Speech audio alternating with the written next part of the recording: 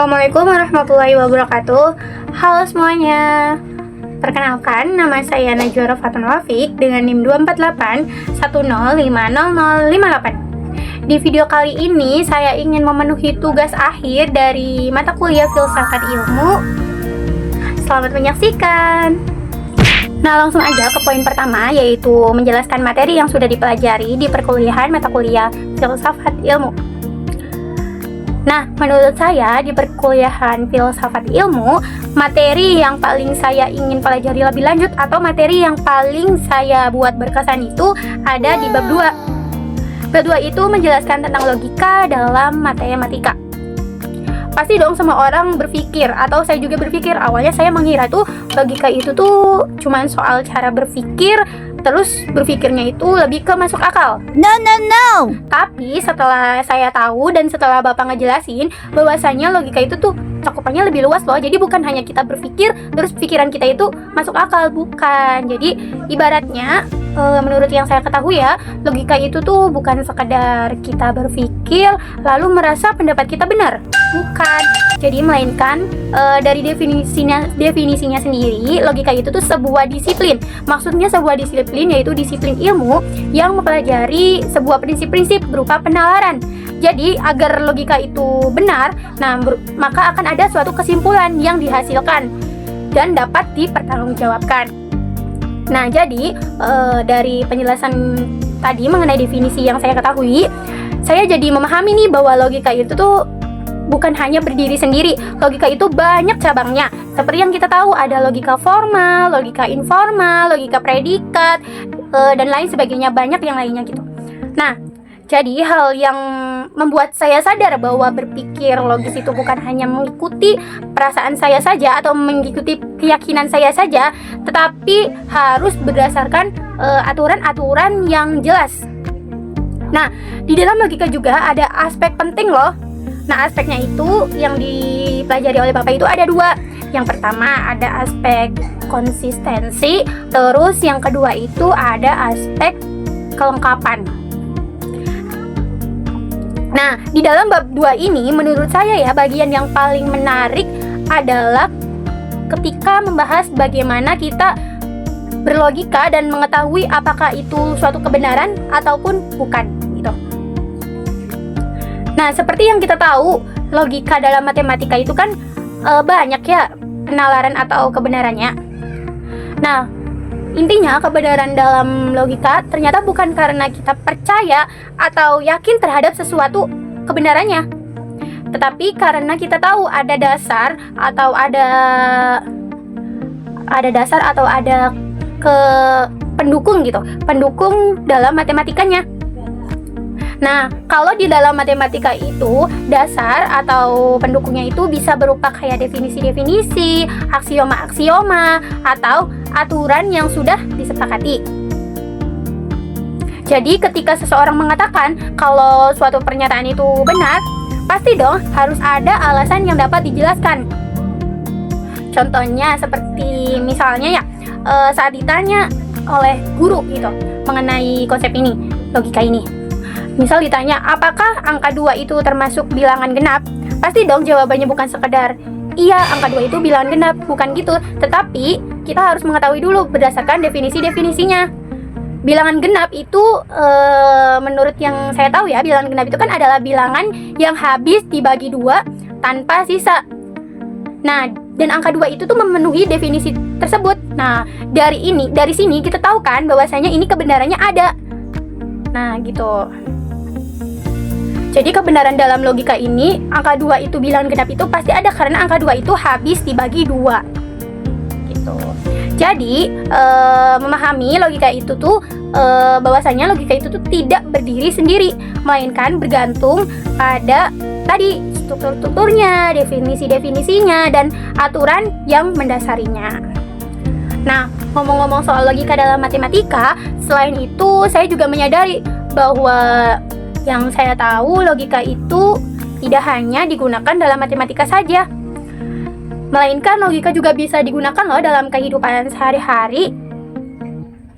Contohnya, kita sering menggunakan logika baik saat menyelesaikan masalah atau saat kita sedang berdiskusi, pasti kita akan berpikir secara logika gitu. Jadi kalau kita mempertimbangkan sesuatu, baik itu pilihan, baik itu suatu pemecahan masalah, pasti kita akan menggunakan logika gitu. Jadi di bab 2 ini karena saya memilih materi yang ini berkesan buat saya karena membuka cara pandang saya bahwa matematika itu bukan hanya tentang angka dan perhitungan saja, tetapi juga tentang bagaimana membangun pola pikir yang runtut.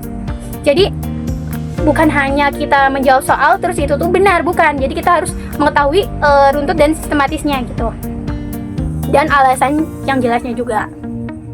Nah, jadi saya memilih materi bab 2 logika dalam matematika menjadi salah satu materi yang paling membuka wawasan saya selama mengikuti perkuliahan filsafat ilmu. Mungkin untuk soal ke-1 atau soal pertama menceritakan tentang materi yang dipelajari di mata kuliah filsafat ilmu itu saja. Kurang lebihnya mohon maaf. Kita lanjut ke pembaca buku atau tugas yang kedua, yaitu membaca buku. Oke, langsung aja di persoalan yang kedua, yaitu menceritakan buku yang dibaca. Nah, Najwa ini membaca buku mengenai filsafat dan filsafat ilmu yang ditulis oleh Isfaro MAG dari Positivisme Auguste Comte hingga Pengilmuan Islam Kunto Wijaya. Jadi bagian yang kedua yaitu tadi yang udah dijelaskan. Nah, di buku ini pada daftar isi halaman intinya itu sama seperti apa yang Bapak jelaskan. Nah, setelah saya membaca buku ini secara keseluruhan, saya tertarik atau saya mengambil fokus pada bab 3, yaitu mengenai metode ilmiah. Taruh dulu ya pokoknya. Nah, dalam bab 3 ini menjelaskan metode ilmiah yang beberapa poin penting, ada yang namanya pengertian, langkah-langkah, serta sarana berpikir ilmiah. Nah, saya memilih bab 3 ini karena saya tertarik menjelaskan mengenai poin ketiga, yaitu sarana berpikir ilmiah. Karena terdapat beberapa bagian penting, yaitu tadi yang saya menjelaskan pada materi yang ada di mata kuliah filsafat ilmu, yaitu ada logika. Nah, logika ini menceritakan yang tadi saya jelaskan. Nah, terus ada juga namanya matematika dan bahasa. Nah, matematika dan bahasa ini nggak asing dong buat kita karena materi ini pernah dijelaskan pada pertemuan ke-9 oleh Bapak, dan juga mungkin untuk tambahan ini ada statistika. Nah, dari keempat poin atau keempat sarana berpikir ilmiah ini yang dijelaskan, saya merasa bagian ini tuh paling menarik karena berkaitan dengan materi yang pernah dijelaskan oleh Bapak atau yang disampaikan di kelas. Nah, langsung aja kita ke poin penting atau 4 poin yang tadi dijelaskan dalam sarana berpikir ilmiah. Yang pertama, ada yang namanya logika. Nah, di sini mungkin isinya ada sebuah definisi-definisi saja, bahwasanya logika ini membantu seseorang berpikir secara teratur, runtut, tadi dan masuk akal. Sehingga kesimpulan yang dihasilkan itu tidak acak-acakan atau tidak asal-asalan. Nah, dalam buku ini juga dijelaskan mengenai beberapa penalaran. Nah, ada yang namanya penalaran deduktif. Nah, penalaran deduktif ini yaitu menarik kesimpulan dari hal yang umum ke hal yang khusus. Serta yang kedua ada namanya penalaran induktif. Nah, penalaran induktif ini yaitu menarik kesimpulan dari beberapa fakta khusus menuju kesimpulan yang lebih umum. Jadi intinya tuh saling timbal balik gitu. Ada yang khusus ke umum, ada yang umum ke khusus gitu. Nah, saat membaca bagian ini saya teringat di dalam penalaran deduktif induktif ini tuh ada pembahasan di kelas mengenai bagaimana seseorang itu menentukan suatu kebenaran melalui proses suatu berpikir yang benar. So, jadi kayak ada yang menjelaskan, seingat saya ada yang namanya intuisi gitu di dalam kebenaran deduktif dan induktif. Nah, selanjutnya yang kedua itu ada bahasa. Jadi tidak digabung dulu ya bahasa dan matematikanya. Nah, yang kedua itu ada bahasa. Bahasa ini tuh berfungsi sebagai alat untuk menyampaikan seperti gagasan, pendapat dan hasil penelitian. Nah, dari bahasa ini, dari buku ini, saya jadi memahami bahwa dalam kegiatan ilmiah ini, bahasa tidak hanya digunakan untuk berkomunikasi saja, tapi juga untuk memastikan bahwa suatu ide itu dapat dipahami oleh orang lain secara tepat dan benar, gitu.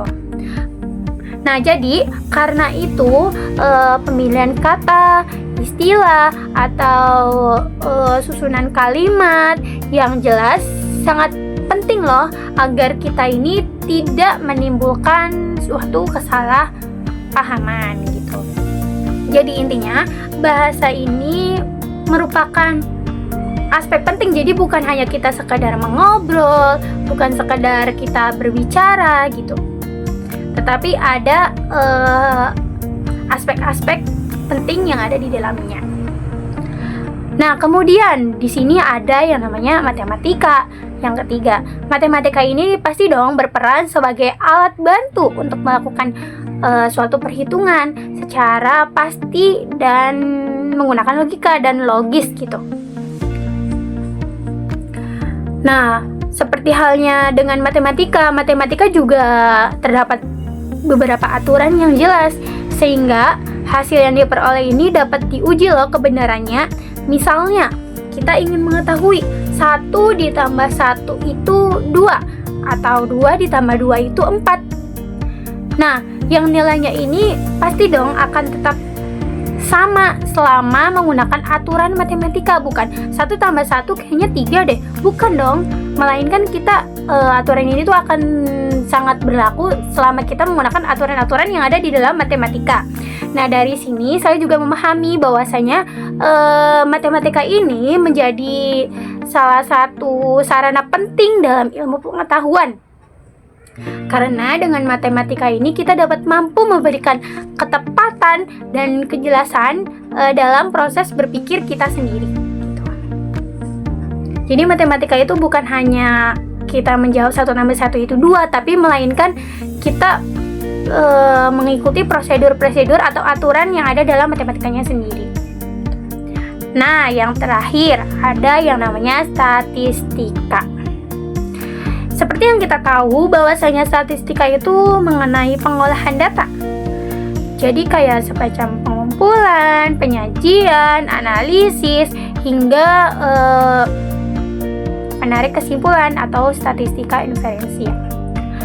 Nah, dengan statistika ini kita dapat tahu dong data yang jumlahnya banyak bisa diolah menjadi sebuah informasi yang lebih mudah dan dipahami gitu. Nah, sebenarnya statistika itu merupakan hal yang sangat penting karena dari penelitian-penelitiannya akan menarik sebuah kesimpulan yang diambil dan harus didasarkan pada data yang nyata atau data yang benar.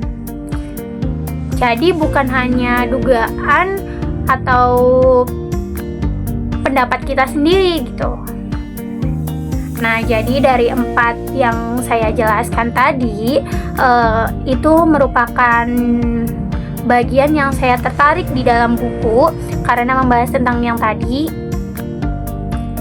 Jadi yang dapat saya ambil kesimpulan buat saya memahami bahwa logika, matematika, dan bahasa serta statistika itu tuh memiliki peran yang berbeda tetapi saling melengkapi dalam proses berpikir ilmiah.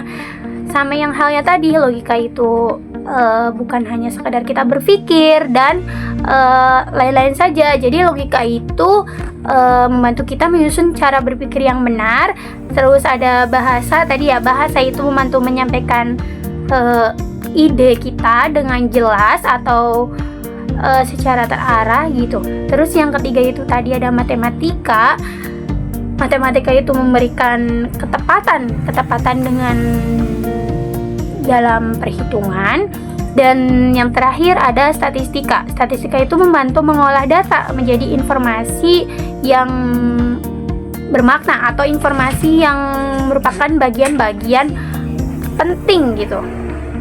Nah, jadi dari sarana berpikir ilmiah ini, oleh karena itu dari keempat sarana ini menjadi fondasi penting dalam kegiatan ilmiah maupun penelitian. Oke, jadi mungkin dari saya itu aja, kurang lebihnya mohon maaf. Saya mengaitkan dari apa yang saya baca di buku ini dengan apa yang sudah dipelajari oleh Bapak, terutama di bagian logikanya.